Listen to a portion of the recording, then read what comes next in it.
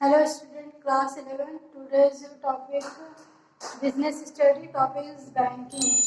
Banking आपको शुरू में पहले आपको आज बैंकिंग सर्विस पढ़ेंगे। इससे पहले आपने सोशल सर्विस में टाइप्स ऑफ सर्विस पढ़े थे। उसमें business service, social service, personal service था। फिर आज आपका है बिजनेस सर्विस। बिजनेस सर्विस में जो बैंकिंग है वो कौन कौन सा सर्विस आपको प्रोवाइड करते हैं, कैसे कैसे बैंक होते हैं, वो आपको बताया जा रहा है। बैंकिंग में क्या होता है, कमर्शियल बैंक जो होता है इम्पोर्टेंट इंस्टीट्यूशन का काम करता है, जो लोन देने लेने में काम करते हैं। ये आपके जो कमर्शियल बैंक है वो इम्पोर्टेंट रोल प्ले करते हैं, है ना। तो आपके जो बैंकिंग है वो 4 टाइप्स के होते हैं, क्लासिफाइड किया गया है 4 कैटेगरीज में। फर्स्ट है कमर्शियल बैंक। कमर्शियल बैंक आपके होते हैं, commercial bank are institution dealing in money. These are a government by Indian Banking Regulation Act 1949. ये बैंकिंग एक्ट जो है, रेगुलेशन है, उसके अकॉर्डिंग 1949 के अकॉर्डिंग वो आपका काम करते हैं। तो ये आपका कमर्शियल बैंक है जो बैंकिंग रेगुलेशन एक्ट के थ्रू 1949 के एक्ट के थ्रू इसको वर्क में लाया गया था। And according to its banking means accepting deposit of money from the public. Public से जो एक्सेप्ट करते हैं डिपॉजिट के लिए, मनी को डिपॉजिट करना, पर्पज ऑफ लेंडिंग और इन्वेस्टमेंट, और हम इन्वेस्टमेंट के लिए उनको ऋण देते हैं। ये सब आपके कमर्शियल बैंक में आते हैं। 2 टाइप्स के आपके कमर्शियल बैंक होते हैं, एक पब्लिक होता है, एक प्राइवेट होता है। पब्लिक सेक्टर में बैंक होते हैं जो वो बैंक होते हैं जो गवर्नमेंट के द्वारा दिए गए रहते हैं, जैसे जो सोशल जो पीपुल हैं, जो नेसेसिटी पीपुल हैं, जिनको जो फर्स्ट ऑफ ऑल ये सोशल वेलफेयर देखते हैं, तब वो प्रॉफिट देखते हैं आपके पब्लिक जो बैंक होते हैं। और प्राइवेट बैंक होते हैं जो own manage and control by A private promoter and they are free to operate more marketing forces. ये क्या होते हैं, प्राइवेट जो होते हैं ये ओन मैनेज करते हैं, ये अपने तरीके से कंट्रोल लेते हैं, ये प्राइवेट का कंट्रोल होता है। There are number of a public sector bank. Public sector bank जो है आपका SBI हो गया, बैंक ऑफ ये इंडिया, PNB हो गया, IOB हो गया, ये सब आपके क्या हो गए, पब्लिक सेक्टर के जो हैं ये बैंक है। और प्राइवेट सेक्टर के जो बैंक है आपके HDFC बैंक है, फिर उसके बाद ICICI बैंक है, कोटक महिंद्रा है, जम्मू एंड कश्मीर, ये सभी चीज़ें आपके क्या है, ये आपके जो बैंक है वो प्राइवेट बैंक है। तो ये आपको कमर्शियल बैंक में समझ में आ गया होगा। नेक्स्ट है cooperative bank. Cooperative bank are governed by the provision of state cooperative society act and meant essentially for providing cheap credit to their member. It is an important source of rural credit and agriculture finance in India. ये cooperative society है जो government agriculture जो होते हैं, agriculture के लिए काम, जो रूरल एरिया में एग्रीकल्चर कर रहे हैं उनके लिए ये फाइनेंशियल सोर्स पहुंचाते हैं और इनको चीप रेट में इंटरेस्ट देना पड़ता है। अब लोन ले रहे हैं, देखते हैं आजकल किसान क्रेडिट कार्ड आ गया, ये सभी क्रेडिट कार्ड क्या होता है, गवर्नमेंट प्रोवाइड की है किसानों को कि वो उनको जो इंटरेस्ट हो, जो लोन ले रहे हैं उसका इंटरेस्ट जो देना पड़े वो कम देना पड़े। ये सोसाइटी एक तरह का ये वेलफेयर की तरीके का है कि हमारे जो पिछड़े इलाके एग्रीकल्चर के लोग हैं वो इस चीज़ का बेनिफिट उठा सकें। फिर आपका है थर्ड है स्पेशलाइजेशन बैंक। स्पेशलाइज्ड बैंक जो होता है, specialized bank are foreign exchange bank, industry bank, development bank, export import bank, catering to specific need of the unique activities. This bank provide financial aid to industry, heavy trunk ये project and foreign trade. ये क्या होता है कि जो foreign trade है उनके में ये करते हैं, और जो हमारे इंडस्ट्री से रिलेटेड जो भी डेवलपमेंट के लिए वर्क कर रहे हैं, आपके एक्सपोर्ट इंपोर्ट हो गया, इस पे जो हो रहा है ये इन लोगों को ये क्या करते हैं, प्रोवाइड कराते हैं। तो ना ये जो आपके स्पेशलाइज्ड बैंक है ये ऐसे डेवलपमेंट पे करवाते हैं जैसे सोशल, जैसे आपका ये एक्सपोर्ट इंपोर्ट हो गया आपका, ये जो आप फॉरेन एक्सचेंज होते हैं उसमें भी डेवलपमेंट बैंक होते हैं। इंडस्ट्री को जो इंडस्ट्री जो आपके बैंक होते हैं उनके लिए प्रोवाइड करते हैं। सेंट्रल बैंक, सेंट्रल बैंक आप सभी लोग जानते होंगे कि सेंट्रल बैंक किससे कहते हैं। सेंट्रल बैंक आपका आरबीआई है।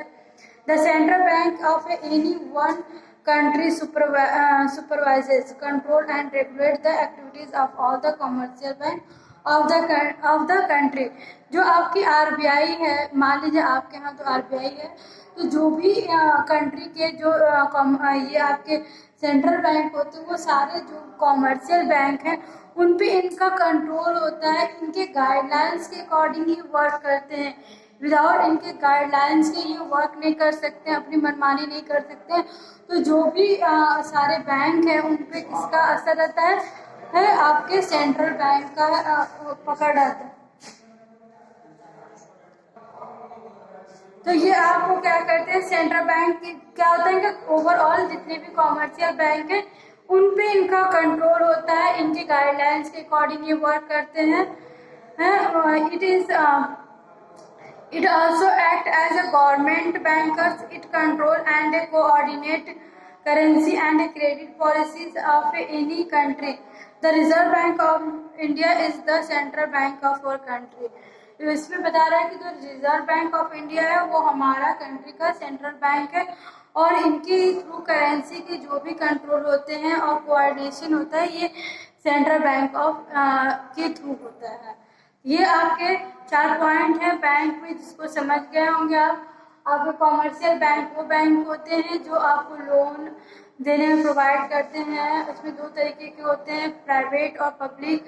प्राइवेट जो होते हैं वो इसमें इनका अपना खुद का कंट्रोल होता है, अपने अकॉर्डिंग काम करते हैं, ज़्यादा अपने बेनिफिट के लिए सोचते हैं, ज़्यादा इनका इंटरेस्ट जो रहता है वो चार्ज होता है। लेकिन पब्लिक जो होती है, पब्लिक जो बैंक होती है वो क्या होती है, ज़्यादा आपके पीपुल के बारे में वो सोचती है, उनका रेट ऑफ इंटरेस्ट थोड़ा कम होता है। पब्लिक में जो होते हैं एसबीआई हो गया आपके बैंक, एसबीआई बैंक हो गया आपका, ये पीएनबी बैंक होगा, आईओबी हो गया।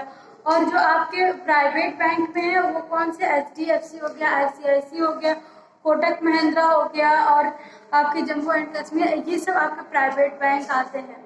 और फिर इसके बाद आपका आ गया कोऑपरेटिव बैंक। कोऑपरेटिव बैंक में जो होते हैं वो हम क्या करते हैं कि जैसे एग्रीकल्चर से रिलेटेड जो भी होते हैं उनको हम कम इंटरेस्ट पे हमको प्रोवाइड करते हैं, क्योंकि ये सोसाइटी के वेलफेयर में सोचते हैं। क्योंकि हमारा एग्रीकल्चर जो फार्मिंग हो गया, अब तो पोल्ट्री भी देख रहे, poultry farming, agriculture, fish farming, ये सभी सब अब एग्रीकल्चर में आते हैं। तो इनको लोन हम थोड़ा सा इंटरेस्ट जो होता है उनके कम कर देते हैं, उनके इंटरेस्ट ऑफ लोन है उनको कम करके थोड़ा सा उनको मोटिवेट करते हैं आगे बढ़ने के लिए हम, कि वो भी अब कंपटीशन में आए, उनके भी जो प्रोडक्ट है उनको मार्केट में तरीके से लाए, वो अच्छे से लोन लेने में वो हेल्पफुल हो, उनको ज़्यादा बर्डन ना पड़े। तो ये सब चीज़ें उनको उनके लिए रहता है। स्पेशलाइज्ड बैंक जो होते हैं ये एक तरीके के अलग तरीके के स्पेशलाइज्ड बैंक होते हैं, वो एक स्पेसिफिक चीज़ में काम करते हैं। जैसे इंडस्ट्रियल बैंक हो गया, इंडस्ट्री के लिए आप लोन ले सकते हैं, कोई भी इंडस्ट्री आपको शुरू करना है, एक्सपोर्ट इंपोर्ट के लिए, फॉरेन एक्सचेंज ट्रेड के लिए भी बैंक होती है। तो इन सभी चीज़ों में ये आपके स्पेशलाइज्ड बैंक को यूज़ करते हैं। और सेंट्रल बैंक आपको बता दिए, सेंट्रल बैंक ओवरऑल सभी जो कॉमर्शियल बैंक है इस पे इनका कंट्रोल होता है, इनके गाइडलाइंस के अकॉर्डिंग इन वर्क होता है। हमारे कंट्री का जो सेंट्रल बैंक है वो आरबीआई है, रिजर्व बैंक ऑफ इंडिया। अब हम नेक्स्ट पॉइंट में देखेंगे फंक्शन ऑफ कॉमर्शियल बैंक।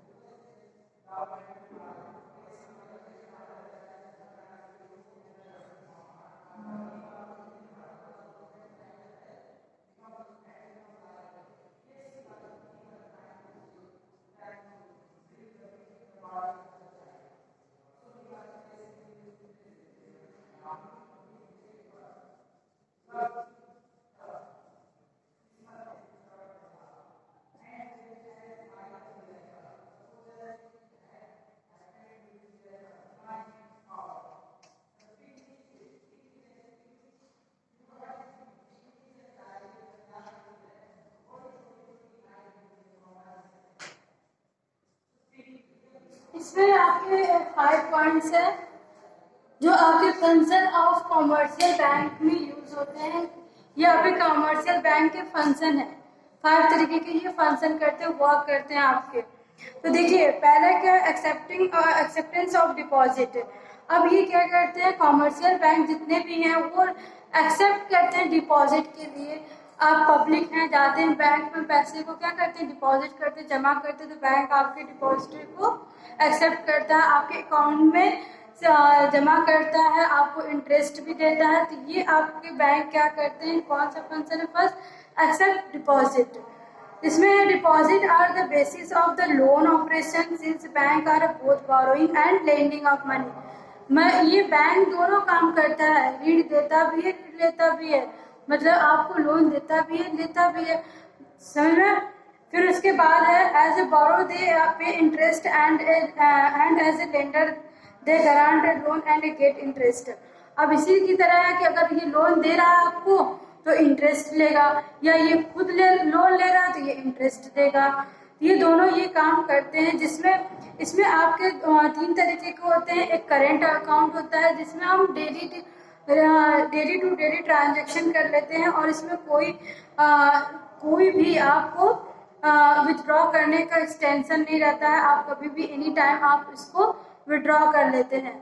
और इससे जो आपका सेविंग है, सेविंग अकाउंट में क्या होता है कि आप एट द एक टाइम पीरियड है, आपको उतना दिया गया रहता है, उसके अकॉर्डिंग आप अपने पैसे को विड्रॉ कर सकते हैं और कुछ इंटरेस्ट आपको मिलता है। और एक फिक्स्ड अकाउंट होता है, वो लॉन्ग टर्म के लिए एज ए एग्रीमेंट के थ्रू आपका डिपॉजिट हुआ रहता है। जैसे 8 ईयर 9 ईयर आपने फिक्स डिपॉजिट कराया है, वो एक टाइम पीरियड के बाद आपको क्या होता है, वो पैसा आपको मिलता है, उस पर इंटरेस्ट ज़्यादा मिलता है आपको। जैसे इसमें बोला गया है, बुक में पढ़ा, saving account are the encourage saving by individually, bank pay rate of interest as deciding by RBI on this deposit। RBI जो डिपॉजिट, RBI ने जो गाइडलाइंस प्रोवाइड की कि इतना ही इंटरेस्ट लेना है सेविंग पे, तो उसके अकॉर्डिंग आपको दिया जाता है। Withdraw from this account as some restriction in relation to the amount as well as a number of times as a given period. अब इसमें आपको गिवन पीरियड दिया था, रिस्ट्रिक्शन होता है अमाउंट, कितना अमाउंट निकालना है, या टाइम भी दिया था, कितनी बार कितने समय तक निकालना है। Fixed account are time deposit with higher rate of interest. बता दें कि आपको इस पर अच्छी खासी इंटरेस्ट मिलती है, क्योंकि एक टाइम पीरियड रहता है, आपके लॉन्ग टाइम पीरियड को दिया गया था, इसलिए आपको इंटरेस्ट भी अच्छा खासा मिलता है। Account current account deposit can be withdrawn to the extent of the balance at any time without any period notice। ये आपका करंट अकाउंट तो बिना नोटिस के, विदाउट परमिशन, आप किसी भी टाइम पे आप इसको बैलेंस को क्या कर सकते हैं, निकाल सकते हैं। ये सभी चीजें पॉइंट्स आपको समझ में आ गया होगा। एक्सेप्टेंस ऑफ डिपॉजिट 3 टाइप्स के होते हैं, करंट, सेविंग और फिक्स्ड। नेक्स्ट आपका लेंडिंग ऑफ फंड। अब लेंडिंग ऑफ फंड में क्या होता है कि second and major activities of commercial bank is to provide loan and advance out of the money receive through deposit. This advance can be made in the form of overdraft, cash credit, discount, trade bill, term loans, consumer credit and other miscellaneous advantage. ये आपको जो lending of fund है, जो ऋण देने में आपको ये क्या करता है, मदद करता है। लेंडिंग मतलब होता है ऋण देने में आपको मदद करता है। जैसे लोन हो गया, कोई एडवांस हो गया आपको देने के लिए, ये आपको, जैसे बैंक ओवरड्राफ्ट हो गया, आपके बैंक में जितना पैसा है आपने उससे अधिक आपको निकालने की फैसिलिटी दे रही है, उसने कुछ आपको लोन भी प्रोवाइड कर देते हैं। Cash credit, discount trade bill को डिस्काउंट ट्रेड करने के लिए भी दे देते हैं। टर्म्स लोन भी आपको टर्म्स के अकॉर्डिंग प्रोवाइड कर, ये आपको कुछ फैसिलिटी देते हैं, जैसे कि जो आपके अकाउंट में जितना है उससे अधिक आप निकाल सकते हैं, उसकी एज ए लोन प्रोवाइड ये करते हैं आपको, समझ रहे हैं। थर्ड इज आपका है चेक फैसिलिटी। चेक फैसिलिटी से आप समझ रहे होंगे कि आपको चेक मिलता है, समझ में। जैसे चेक के अकॉर्डिंग आपने चेक काट के दिया अकाउंट में, अब आपको जिसको पैसा देना हो उसको चेक दे दिया, हो गया अकाउंट पे चेक दिखाया, उसको वो पैसा मिल गया, तो इसी को कहते हैं चेक फैसिलिटी। चेक फैसिलिटी भी आपको बैंक प्रोवाइड करती है। चेक फैसिलिटी और इसमें आप ध्यान दीजिएगा 2 तरीके का चेक फैसिलिटी होती है, अभी हम बताएंगे कैसे होती है। Bank renders very important service to their customer by collecting their check draw on other bank. The check is the most developed credit instrument. ये आपका मोस्ट डेवलप्ड इंस्ट्रूमेंट है। There are 2 types of cheque mainly bearer cheque which can be in cash immediately at a bank counter. एक bearer cheque होता है कि जो cash counter पे आप गए और आपको तुरंत पे को क्या होता है मिल जाता है, पे को मिल जाता है तुरंत पैसा। और एक आपका क्रॉस चेक होता है। क्रॉस चेक जो होता है आपका, वो क्रॉस चेक ऐसा होता है आपका, ये चेक है और इसमें लाइन खींची गई, ये क्रॉस चेक होते हैं आपके। क्रॉस चेक क्या होता है कि जिस पर्सन को मैंने बोला है उसी पर्सन को देना पड़ेगा आपको, समझना, उसी पर्सन को, और किसी पर्सन को वो अमाउंट नहीं मिलेगा। Cross cheque which are to be deposited only in the pay account, सिर्फ पे अकाउंट के ही में ही जाएगा, इसको कोई और इसको बेयर नहीं करा सकता है। रिमिटेंस ऑफ फंड, अब इसमें क्या होता है कि जो ये बैंक है जो आपको provide facility of fund transfer one place to another place. अब ये आपको फैसिलिटी प्रोवाइड करती है एक जगह से दूसरे जगह आपको फंड ट्रांसफर करने में। On account of the connectivity of a purchase of branch, जो उसके कनेक्टिविटी जो उससे रिलेटेड ब्रांच होते हैं वो उस दूसरे ब्रांच में क्या करते हैं, आपको पैसे ट्रांसफर कर देते हैं। देखिए, the transfer of fund is administrated by using bank draft. Bank draft के थ्रू हो सकता है, पे ऑर्डर और email transfer on nominal commission charge. The bank issue a draft for the amount on its own branch to at other place or other bank at those place. अब ये क्या कहे, the payee can be present the draft of the drawing bank at his place and collect the amount. अब क्या कर सकते कि अगर जो पेई है वो प्रेजेंट रहा तो drawee bank at is the place at the collect the amount, वो अमाउंट को क्या करते हैं, कलेक्ट कर लेते हैं। तो इस फैसिलिटी से आपको एक जगह से दूसरे जगह आपके अमाउंट क्या हो सकते हैं, ट्रांसफर हो सकते हैं। एलीट सर्विस, एलीट सर्विस में क्या है, आपका जो एलीट सर्विस है वो आपको प्रोवाइड करते हैं, जैसे हमारे अकाउंट में पैसा जो होता है, जैसे बिल्स पेबल्स, लॉकर फैसिलिटी, आपका insurance facility, share debenture facility मिल जाती है। कभी कभी क्या करते हैं, हम अकाउंट से ही कनेक्ट करा लेते हैं कि हमारे जो भी इंश्योरेंस प्रीमियम है वो हमको क्या हो जाए कि हमारे अकाउंट से ही पे हो जाए, हमें बार बार पे ना करना पड़े। तो ये सभी फैसिलिटी आपको लॉकर फैसिलिटी भी दिलाती है, जहाँ पे आप अपने इम्पोर्टेंट डॉक्यूमेंट्स या ज्वेलरी भी रख सकते हैं। तो ये सब भी फैसिलिटी आपको प्रोवाइड करती है आपके बैंक। तो ये इसी के अकॉर्डिंग फंक्शन, आपके बैंक का फंक्शन जो है वो एंड हुआ, और उसके बाद नेक्स्ट टॉपिक आपका। Thank you, have a nice day.